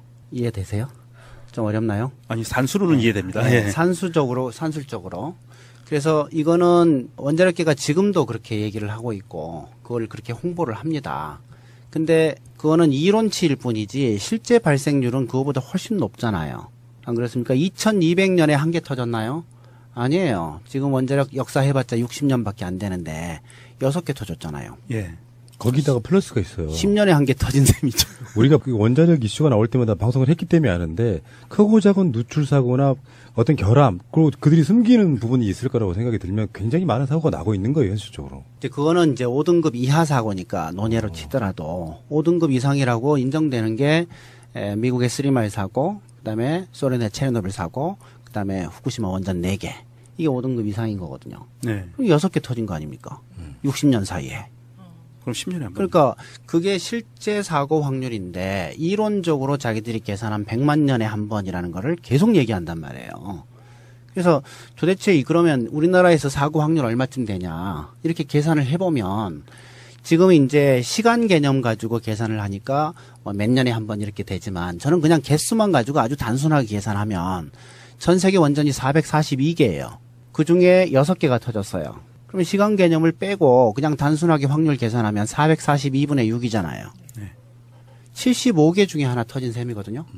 근데 그게 전부 가동 중에만 터진 거지 폐쇄한 다음에는 안 터진단 말이에요. 네. 그러니까 가동 원전 개수를 분모로 하면 그렇게 되는 거죠. 75개 중에 하나 터진 셈이거든요. 근데 우리나라에 25개가 있단 말이에요, 원전이. 그럼 얼추 3분의 1 정도 되지 않겠어요? 그러네요. 그래서 계산해보면 30% 정도가 나와요. 곱셈이 아니고 뭐 좀 복잡한 공식이긴 하지만 수2 정석에 나와요. 네, 그렇지만 곱셈하고 비슷해요. 그래서 30% 정도 확률로 나오는 겁니다. 굉장히 높은 거죠. 그러니까 실제 발생은 많이 했어요. 우리 생각했던 것보다 훨씬 많은 사고가 일어난 겁니다. 그러니까 이거보다 더 간단하게 계산하는 나라가 있었는데요. 나라가 아니라 연구소죠. 막스 플랑크라고 하는 굉장히 유명한 세계적으로 유명한 그런 연구소거든요. 물리학 연구소인데 여기 뭐 노벨상 받은 과학자들이 굉장히 많이 나왔죠. 여기서는 후쿠시마 핵사고 난 다음에 이렇게 얘기했습니다. 원전 사고가 원전 역사 세계 원전 역사 60년 사이에 6개 터졌다. 그러니 10년에 한 개 난 꼴이다. 그러니 앞으로도 적어도 20년 30년 내로 한 개 더 날 거다. 이렇게 그냥 얘기를 한 거거든요. 내 계산보다 훨씬 간단하게 계산한 거예요. 그러네요. 예. 그럼 2011년에 후쿠시마 사고 났으니까 10년 주기라고 하면 뭐 몇 년 안 남은 거고요. 근데 이제 그런 계산 방법이 있고요. 조금 더 복잡한 방법이 하나 더 있습니다. 전 세계에서 그 보험회사들이 하는 계산 방식이에요. 네. 이거는 그 나라와 조금 더 그 설득력이 더 있는데, 원전이 한 개가 1년 동안 운영하는 것을 1노년으로 계산합니다. 그럼 전 세계 440개가 있으니까 1년에 440노년이 더해지는 거죠. 그래서 원전 역사 전체를 보면 12,000노년이 있었다. 2011년 당시에. 지금은 이제 6년이 더 지났으니까 한 15,000노년 정도 될 겁니다. 네. 근데 2011년 당시로 치면 12,000노년에 6개가 터진 거다. 그러니 2,000노년에 한 개씩 터진 거다. 이런 식으로 계산하는 거죠. 보험회사가. 그렇게 하면 우리가 지금 600노년 정도 됐거든요. 2000노년이 되면 터진다라고 봐야 되는 거죠. 평균적으로. 그러네요. 근데 이제 그런 식으로 보험회사들이 사고 확률을 계산을 해보니 도대체 이거는 자기네들 회사가 감당이 안 되는 거예요. 그래서 후쿠시마 이후에 전 세계 보험회사가 원자력 발전소는 보험회사 전부 제외시켰어요. 이런 씨. 완전히 제외시켰어요. 이건 감당이 안 된다. 그래서 이제는 사고가 나면 보험회사가 보험금 안 내요. 전부 계약 해지했습니다. 전부 정부가 해결해야 돼요. 논쟁으로는 의미가 없어요. 위험한 건 누구나 아는 거잖아요. 그리고 실제로 사고가 안 나도 방사능 누출은 되고 있다 하잖아요. 그럼 여기에 대해서는 사람이 목숨이 왔다 갔다 하는 부분은 사고 날 확률이 0이 아닌 이상은 없애는 게 맞습니다. 경제적인 논리로 뭔가를 했던 시절이 아니잖아요. 지금 대안도 있고. 그렇죠. 뭐 교수님 인터뷰 보면 이런 얘기가 나와요. 풍력 발전기를 돌리면 일어날 수 있는 사고. 고작해야 날개가 떨어지는 거. 맞습니다. 그래서 누가 다칠 수 있는 건 정도라고 말씀하시는데 원자력 발전소는 우리가 이런 표현도 했습니다. 북한이 우리를 진짜 공격하고 싶다면 핵을 개발할 필요가 없다. 미사일만 개발해서 원자들 쏴버리면 된다. 그렇죠. 농담처럼 이야기하지만 그게 사실은 틀린 말도 아니고요. 맞습니다. 그러니까 그 최근에 한비도원전 사고기에서 뭐 철판 부식되고 콘크리트가 막 곳곳이 구멍이 확인됐다. 이런 게 어떤 의미를 주냐면요. 원전에서 사고가 날 확률은 조금씩 쥐가 뭔가를 갉아먹듯이 생기고 있는 거예요. 그런 것들은 지금까지는 산업적 차원에서 만들어 왔을지 모르지만 인간이 인간답게 살기 위해서는 위험한 건 없애지는 게 맞고 역설이 있습니다. 확률이라는 건요. 사고가 큰 사고가 안 났을수록 큰 사고가 날 확률이 높아지는 거예요. 왜 타율이라는 게 있잖아요. 야구할 때. 3할 치는 타자가 첫 타석, 두 번째 타석, 세 번째 타석까지 안타를 못 쳤어요. 그러면 네 번째 타석에 안타를 칠 확률이 높아지는 거예요. 확률은 그런 거야. 그런 관점으로 바라볼 필요가 분명히 있다고 생각이 들고요. 김익준 교수님의 그 지금까지 명성이랄까? 이런 것들을 비추어 봤을 때 정말 시간적으로 아깝고 대단히 영광적인 시간이었는데요. 사실 팟캐스트 타이틀이랄까 어떤 그 기조에 탈핵을 걸고 방송하는 건 사실상 우리들이 유일해요. 5대 이념 이렇게 해가지고. 그래서 김익준 교수님을 한번 모시고 싶었는데 다행히도 조선일보에 의해서 이제 괴담 유포자로 지금 조선일보가 지정한 괴담 유포자 우리 김익준 교수님께 마지막으로 청취자분들께 한 말씀 주십시오. 예, 그 탈원전은 전 세계적인 트렌드고요. 그리고 그 트렌드는 30년 전에 시작했습니다. 그리고 지금은 한참 달려가고 있는 그런 상황이다 이렇게 생각이 되고요.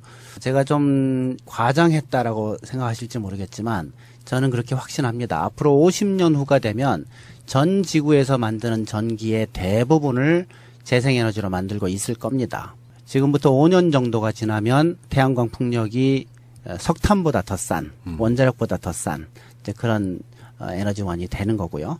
더군다나 오염물질이 아예 안 나오고 그리고 세금도 안 붙고 공짜고 게다가 이게 국산 에너지입니다. 외화 낭비를 줄일 수 있는 절호의 기회예요. 안 할 수가 없어요. 그래서 이 길은 우리에게 거의 주어진 길이다. 다른 길이 없다. 이렇게 저는 생각을 하고요. 그래서 그 필연의 길을 가게 돼 있는 건데 주저할 필요가 없다. 이렇게 생각합니다. 아, 좋은 말씀해 주셨고요. 확신이 생겨요. 가끔씩 이렇게 김익준 교수님 같은 분들이 나와주셔야 되는 이유가 또 흔들려. 밖에서 들어온 정보들 때문에 진짜로 우리가 잘못된 정보를 갖고 있었나? 하다가 이런 인터뷰를 들으면 아, 맞아. 우리 생각이 맞았구나라고 또 확신하게 되는 부분이 있어가지고요. 네. 정말 영광이었던 시간이었고요. 다음에 또 나와주실 거죠? 필요하면. 불러주시면 감사합니다. 네. 다음에 뵙겠습니다. 고맙습니다. 감사합니다. 고맙습니다. 네, 마음이 좀 굉장히 복잡해집니다. 왜냐하면 미역 양식을 하는 제 친구들이 많아서. 근데 이제 원전에서는 이제 액체 폐기물을 많이 버려요. 그리고 그게 불법이 아닙니다. 법에 허용이 돼 있어요. 그래서 지금 원전 근처에 있는 이제 바다들이 조금 오염이 돼 있는 상황이거든요. 예. 그리고 그것들은 이제 시민단체에서 측정해도 나오고 아마 정부에서 측정한 그 킨스라는 데서 매년 측정합니다. 이제 거기도 보면 나오고 있죠. 그래서 원전 근처에는 지금 바다도 오염돼 있고 공기도 오염돼 있고 땅도 오염돼 있고 이런 상태입니다. 안전하다고 이야기를 하는데 현실적으로 그 주위에 있는 공기와 땅과 바다가 오염되고 있다는 것 자체가 안전하지 않다는 반증이잖아요. 안전하다고 말하는 근거가 뭐예요? 자기들이 기준치를 넘어서지 않았다는 뜻인가요? 그렇죠. 기준치라는 게 그래서 필요한 겁니다. 기준치 이하는 괜찮다라는 논리를 펴는 거죠. 사실 우리나라 농산물은 세슘이 안 나오고 일본산은 나오기 때문에 당연히 우리나라 게 더 안전하다 이렇게 말할 수 있는 건데 기준치를 정해요. 그래서 그 기준치 이하는 안전하다 이렇게 얘기합니다. 근데 이 기준치가 너무 높아요. 사실은 의학 교과서에는 기준치 없다라고 돼 있어요. 그래서 정비례 관계가 있다고. 정비례 그래프가 아예 나옵니다.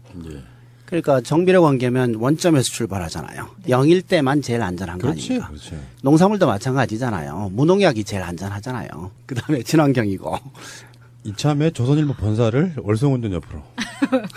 아, 이런 게 무책임한 거죠. 그러니까 이게 좀 큰 얼개로 한번 다시 보면 이따가 다시 이야기가 나오겠습니다만 일본 후쿠시마 사고가 준 교훈 때문에라도 한국은 또는 세계적인 추세에는 탈원전을 해야 된다 이 분위기인데 원전 확대 정책을 찬성하는 조선일보 입장에서는 불편한 거예요. 일본 이야기가 예를 들면 지금 이런 질문이거든요. 교수님이 그렇게 말씀하셨대요. 저는 잘 모르겠는데 후쿠시마 사고 2011년 3월달에 일어난 그 사고 이후에 4년 동안 일본인 60만 명이 평소보다 더 죽었다라는 그런 말씀을 하신 적 있으세요? 예, 그거는 일본 통계청 자료에 그렇게 예. 나와요. 그래서 그 얘기를 제가 한 겁니다. 근데 조선일보는 확인한 결과 사실과 달랐다. 이건 또 무슨 거예요? 몰라요. 뭘 봤는지. 하여튼 저는 일본 정부의 통계청 네. 자료에 보면 그래프가 나오거든요. 대개 이제 선진국들이 인구가 살살살 올라가다가 딱 섰다가 살살살 내려옵니다. 좌우 대칭이에요. 근데 일본 인구는 2011년 봄부터 갑자기 내려와요. 그리고 4년간 100만 명이 갑자기 줄어요. 거의 직선으로 내려옵니다.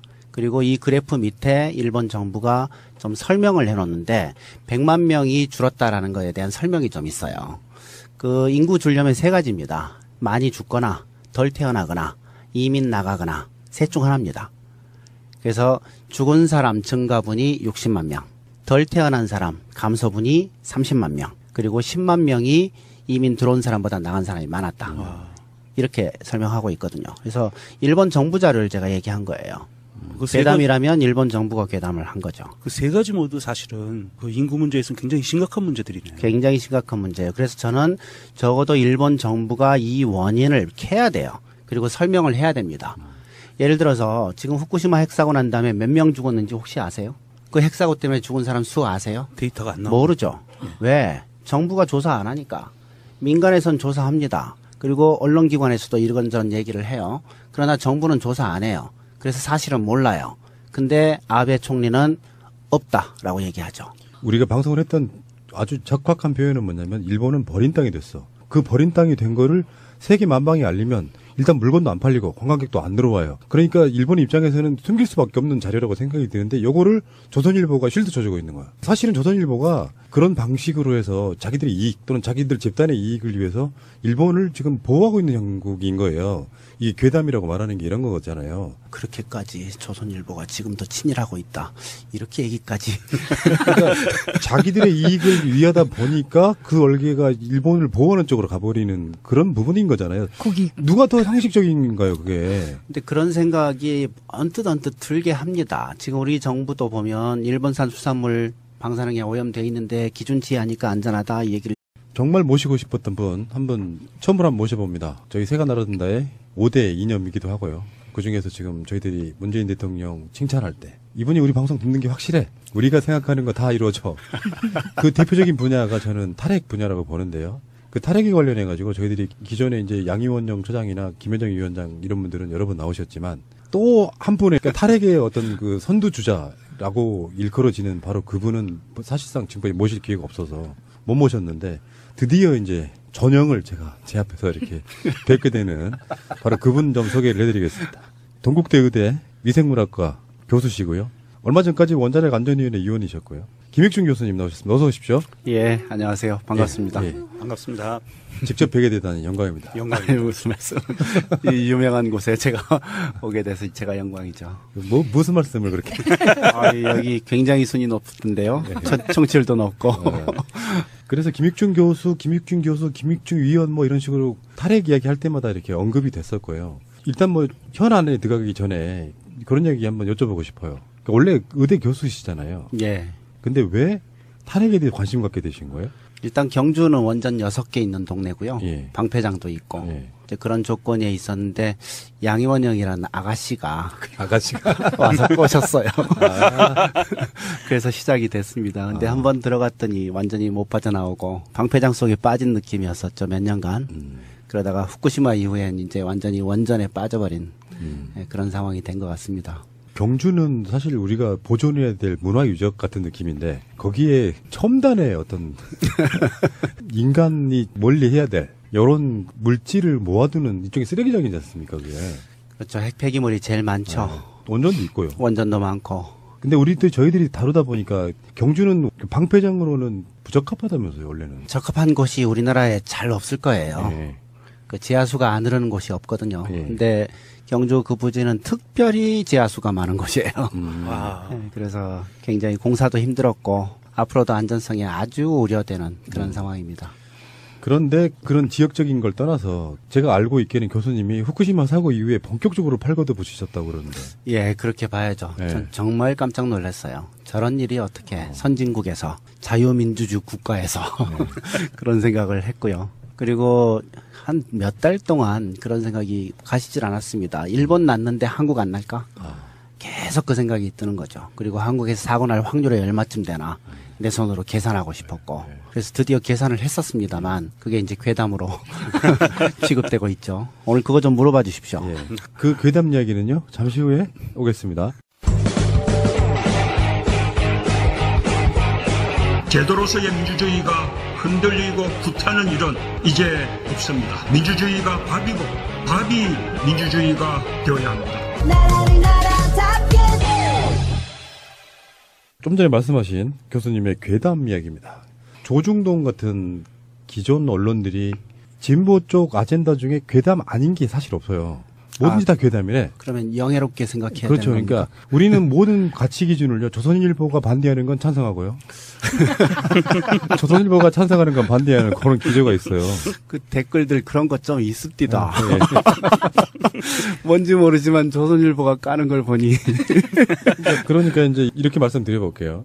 저희들도 방송으로 여러 번 차례 이야기했지만 문재인 대통령이 물론 농이에요. 새가 날아든다 방송 열심히 들으시면서 다른 건 몰라도 원전, 탈원전, 탈핵 이 분야 이야기는 다 들어주시는 것 같다 할 정도로 문재인이라고 하는 대통령을 놓고 어떤 분야는 조금 보수적이네 어떤 분야는 진보적이네 막 아젠다를 놓고 봤을 때 탈핵에 대한 의지는 굉장히 확고했던 것처럼 보이는 게 여러 가지 조치들을 취하잖아요. 그래서 야 잘하신다라고 했는데 그 분위기 속에 뜬금없이 조선일보가 3일인가 4일인가에 걸쳐서 연타로 김익춘 교수님을 까는 그러니까 문재인 대통령을 패고 싶은데 마땅히 팰 만한 대상을 찾다가 보니까 김익춘이라고 하는 대상이 나타난 거라고 보거든요. 모난 돌이 보인 거죠. 네. 그래서 전 세계 맥락은 이런 거죠. 김익춘 교수님께서 문재인 대통령을 조정해가지고 그 탈핵을 주도하고 있다.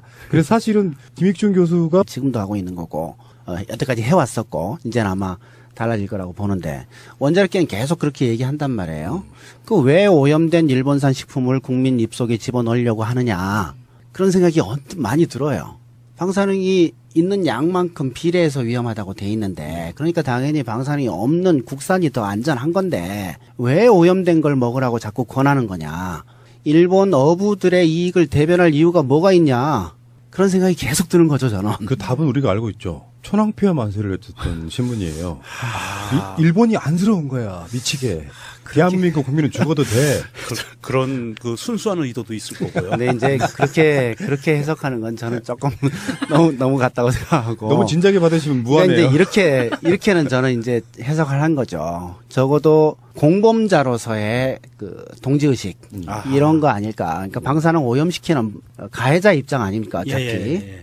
그리고 자기들도 그런 사고 낼 수 있는 그런 상황인 거고 지금도 방사능을 내뿜고 있고 그래서 방사능이 안전하단 말은 반드시 해야 되는 상황이니까 그러니까 똑같은 범죄를 저지른 저 사람도 큰 죄가 없다고 얘기하고 싶은 거죠. 그러니까 일본에서 핵발전소가 폭발을 해서 그렇게 오염됐는데도 불구하고 우리는 아직은 안 폭발했는데 폭발한 동네 거 먹어도 되니까 우리 거는 우리 핵발전소는 많이 안전해. 네. 뭐 이런 논리인가요? 하여튼 뭐 지금 원자력계가 이제 안전하다고 얘기하는 거에 가장 일반적인 그 논리가 기준치 이하라서 안전하다 이거거든요. 지금 조선일보만 갖고 이야기하기엔 좀 그래요. 정말 처음으로 나오셨기 때문에 우리가 궁금한 건 지금 적폐처럼 쌓여 있어. 적폐처럼. 그래서 조선일보 거는 한 가지만 간단하게 여쭤보겠습니다. 싹이 뭐예요? 싹. 싹.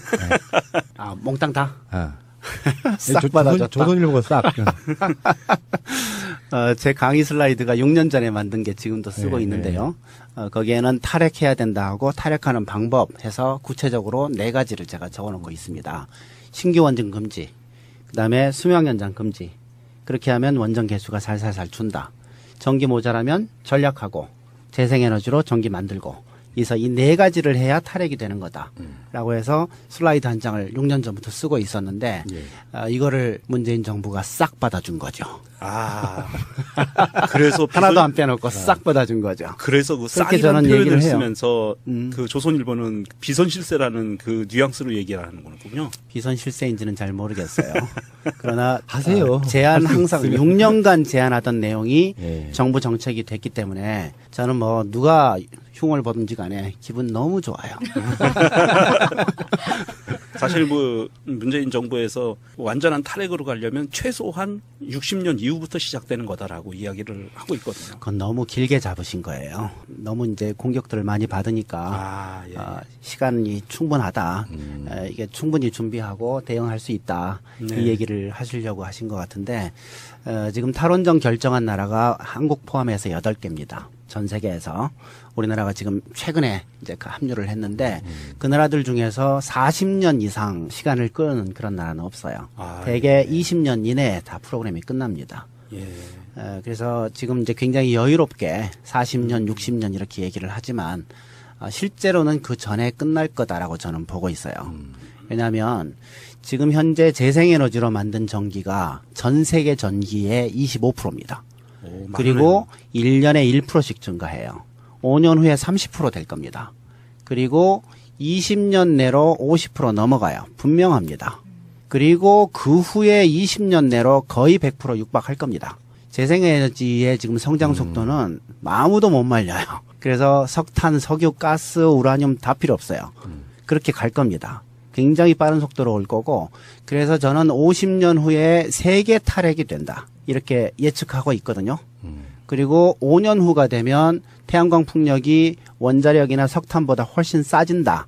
이거는 뭐 세계적으로 다 알려져 있는 내용이라서 지금 전기요금이 오를 거라고 생각하죠? 아니에요. 재생에너지 때문에 낮아집니다. 더 싸져요.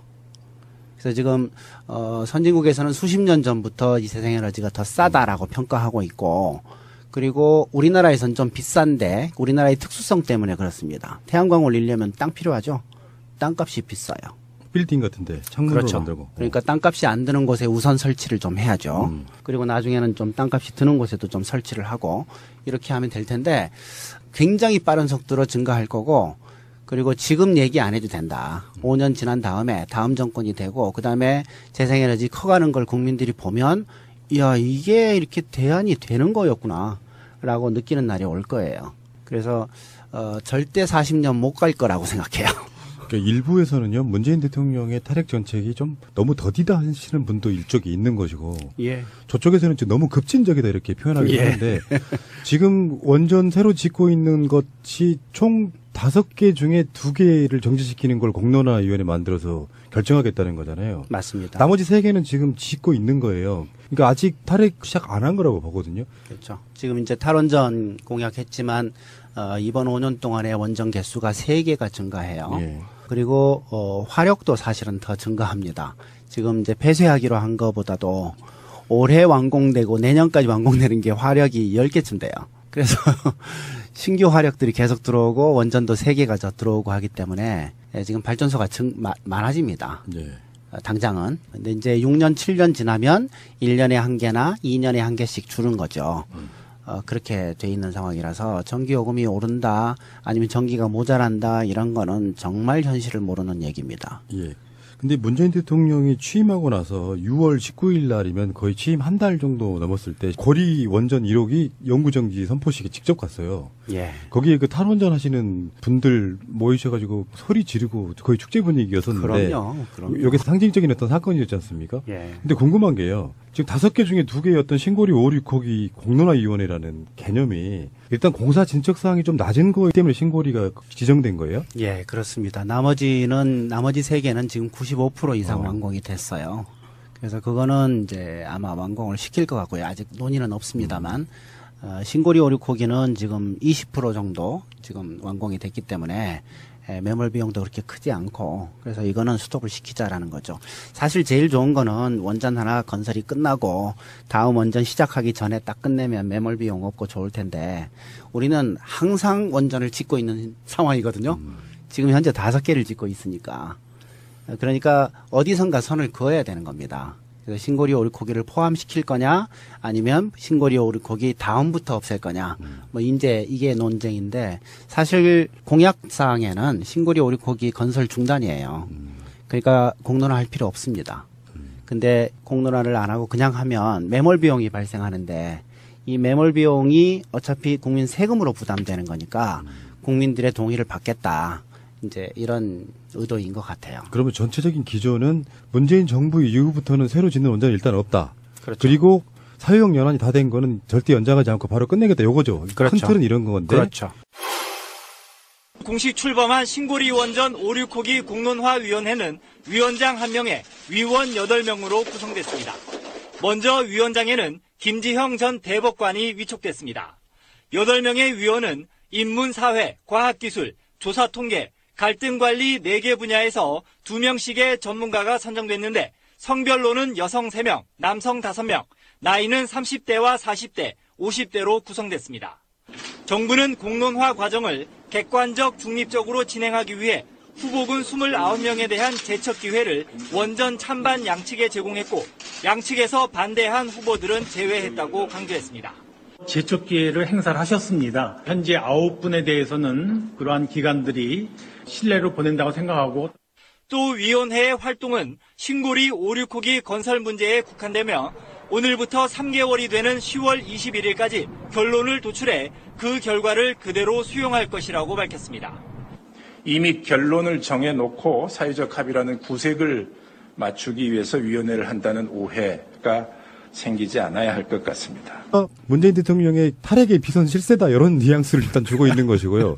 그냥 깔 수가 없으니까 어떤 강의했던 것들을 빌미 삼아가지고 그건 거짓말이다, 선동질하고 있다 이런 식으로 까고 있는 거예요. 문재인 대통령이 지금 지지율도 높고 초반 개혁 드라이브가 걸려 있어서 직접은 못 가겠고 만만한 희생양을 찾은 게 저는 김익준 교수님이라고 보거든요. 일단 동의하십니까? 하여튼 뭔지는 모르겠는데 하여튼 뜬금없이 맞아서 제가 좀 제정신이 아닙니다. 사실은. 근데 스타가 되셨어요? 글쎄요, 그런 것도 같습니다. 더 유명해진 것 같아요. 잘 몰랐던 분들도 김익중이 누군데 하면서 네. 기본적으로 조선일보 싫어하는 사람들 입장에서는 김익중 좋은 사람이에요. 이렇게 알지도 못하면서. 금오고 강연이요. 예. 거기에서 그런 이야기 하셨다고요. 고등어 명태 대구를 먹으면 안 된다. 예. 그리고 북태평양 고등어 등은 방사능에 오염됐다. 요거를 예. 이제 후쿠시마 괴담이라고 하는 거잖아요. 일단 제가 그렇게 얘기하는 근거는 북태평양에서 오염된 일본산 수산물이 지금도 들어오고 있어요. 그리고 그거를 정부가 식약처에서 이거를 측정을 합니다.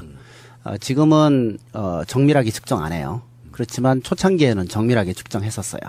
그래서 적은 양도 다 이렇게 밝혀내고 이렇게 했었는데 제가 정보 공개 요청을 해가지고 식약처로부터 받은 데이터를 보면 일본에서 들어오는 수산물이 세슘이 나오는 게 굉장히 많았었습니다. 그리고 한 번 들어올 때 수십 톤씩 들어왔고요. 그래서 그것들을 쭉 리스트를 보니까 수십 가지, 한 100여 가지의 방사능에 오염된 수산물들이 들어오고 있었어요. 그래서 그걸 다 먹지 말아야 되겠다. 이렇게 생각을 하는데 가지수가 너무 많은 겁니다. 실천이 불가능해요. 그래서 실천 가능한 그런 기준을 잡으려고 그 데이터를 계속 읽어봤더니 양을 갖고 한번 제가 따져봤어요. 그랬더니 3가지 생선이 95% 이상이에요. 그걸 제가 알아낸 거죠. 그래서 야, 이 3가지만 안 먹으면 95% 이상을 조심하는 셈 아니냐. 그게 바로 고등어 명태 대구. 그렇죠. 실제로도 안 드시고 계세요? 예, 안 먹고 있어요. 이게 사실 그 고등어 명태 대구 이런 종류는 바다에서 있는 물고기들 중에 먹이사슬 중에 위쪽에 위치하는 애들이잖아요. 예, 먹이사슬은 제가 모르겠지만 그래서 좀 덩어리가 크니까. 예, 그래서 작은 물고기들, 방사능에 오염된 작은 물고기들을 잡아먹으면서 몸 안에서 농축된다고 알고 있거든요. 특히 내장. 근데 그거는 이제 방사능 물질 따라 다를 겁니다. 방사능 물질이 이제 핵사고가 일어나면 한 1000여 가지가 나오거든요. 그 중에서 이제 반감기 아주 짧은 거 제외하더라도 100가지 이상이 나옵니다.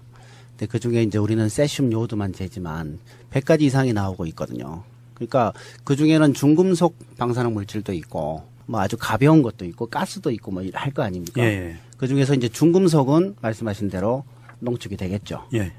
그렇지만 다른 것들은 또 체내에 아예 안 들어오는 것도 있고요. 들어와서 아예 안 나가는 것도 있고요. 천차만별입니다. 그 방사능 물질마다 다 다르죠. 핵발전소에 관한 방송을 많이 했기 때문에 우리도 귀로 들은 동량이 너무 많아가지고 사실 기준치라는 게 있지만 사실은 방사능에 대해서는 기준치가 의미가 없는 거. 일단 그렇게 우리가 알고 있고요. 예, 맞습니다. 0mm라도 들어있으면 안 먹는 게 좋은 거잖아. 그걸 왜 괴담이라고 하죠? 그렇죠. 그런데 또 근해산수 산물은 아직 안 나온다고 말씀하시는데요. 예, 지금 이제 정부도 재고 있고 시민방사능 감시센터도 지금 측정을 하고 있는데 하여튼 지금 6년 정도 됐으니까 우리 근해까지 왔을 것 같은데 예, 지금 측정한 결과를 보면 태평양산은 꾸준히 나오고 아직도 근해산은 괜찮고 그 농산물도 보면 일본산은 나오고 한국산은 안 나오고 이렇거든요. 예. 그래서 바람이 분명히 편서풍 따라서 미국 쪽으로 분 것 같다. 우리나라 토양은 괜찮다. 그리고 아직 우리나라 근해는 괜찮다. 이렇게 저는 보고 있는 거죠. 그리고 그 판단 근거는 전부 정부 자료예요. 정부가 측정한 결과 예. 가지고 제가 얘기하는 겁니다. 그럼 그래서- 뭐 지난 10년의 정보를 믿을 수가 없기 때문에 그 자료조차도 사실은 신뢰성이 많이 떨어진다고 볼 수 있잖아요. 근데 이제 나왔는데 안 나왔다고 얘기할 수는 있지만 네. 안 나온 걸 나왔다고 하진 않았겠죠. 그래서 그냥- 나온 거는 믿을 수 있는 숫자라고 저는 보는 겁니다. 프랑스 같은 경우에는 원전이 많이 있어서 근해에서 나는 미역을 우리나라처럼 출산 후에 먹는 거를 금지를 하고 있는 품목 중에 하나가 미역이에요. 예. 근데 우리나라는 굉장히 아직까지도 많이 먹고 있거든요. 예. 그 차이가 뚜렷하더라고요. 예, 예. 미역 얘기를 좀 하자.